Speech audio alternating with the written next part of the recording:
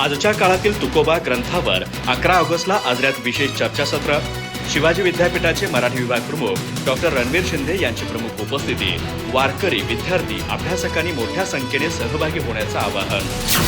आजरा येथे हबप देवदत्त परुळेकर लिखित आजच्या काळासाठी तुकोबा या ग्रंथावर विशेष चर्चासत्राचं आयोजन मंगळवार दिनांक 11 ऑगस्ट रोजी करण्यात आलं आहे. जनता सहकारी बँकेच्या सभागृहामध्ये दुपारी 12 वाजता होणाऱ्या या कार्यक्रमास शिवाजी विद्यापीठाचे मराठी विभाग प्रमुख डॉक्टर रणवीर शिंदे यांची प्रमुख उपस्थिती लाभणार आहे. या चर्चासत्राच्या अध्यक्षस्थानी मुकुंददादा देसाई असतील.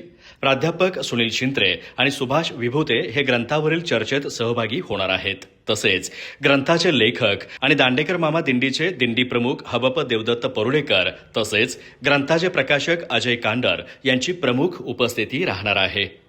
वारकरी संप्रदायाच्या विचारांचा आजच्या काळाशी असलेला संबंध आणि तुकोबांच्या विचारांचे समकालीन महत्त्व या विषयांवर या चर्चासत्रात सखोल मंथन होणार आहे.